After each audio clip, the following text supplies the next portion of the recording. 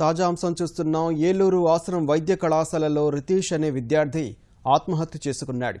కళాశాల 3వ అంతస్తు నుంచి దూకి బలవన్మరణానికి పాల్పడ్డాడు.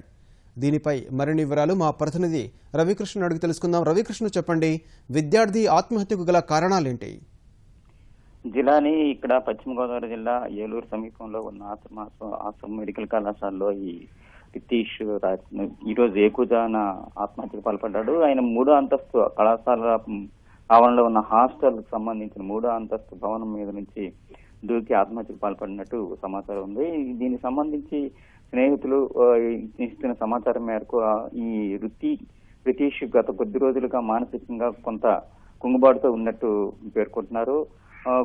మానసికమైన ఇబ్బందులు, కొన్ని సమస్యల కారణంగా ఒంటరిగా ఉంటూ స్నేహితులతో కూడా సరిగ్గా కలవలేని పరిస్థితిలో ఉన్నాడు అనేసి పేర్కొంటున్నారు. రాత్రి 7 గంటల నుంచి కూడా స్నేహితులకు అందుబాటులో లేనట్టుగా వీరు పేర్కొంటున్నారు. ఈ రోజు వేకుజామున ఈ సంఘటన జరిగింది.